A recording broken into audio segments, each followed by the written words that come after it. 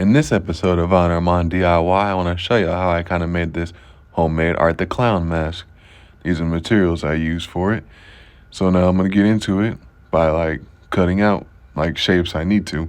Basically what I mean is for this mask, I bought this fake creative drama cover looking mask from Hobby Lobby.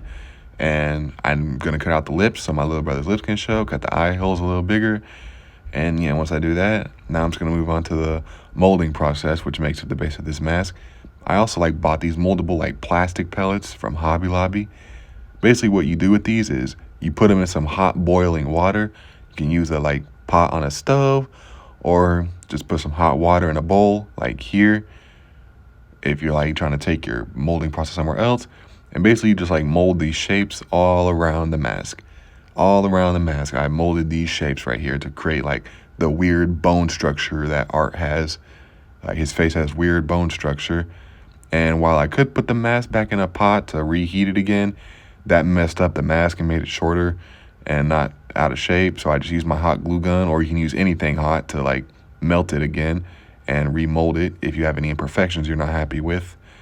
But basically, once I finally just thought the mask was perfect, the mold was fully dry and just looked good to me, imperfectionless, I'm just gonna cover it in white eventually. But yeah, this is just the mask though. I tried the best I could to re-go over it many times, re-solidify it before I get to my painting process, which is Plasti Dip, which creates this weird stretched out layer over it, kinda.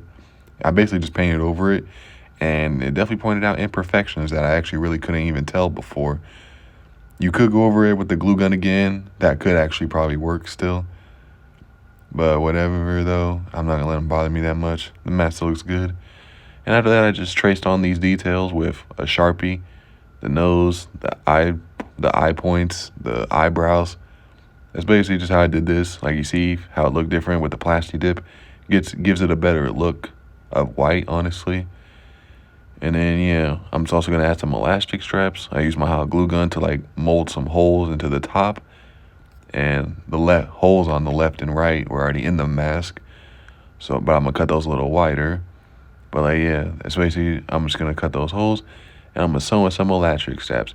Pick a side, left and right. Start with that. Put one in the top.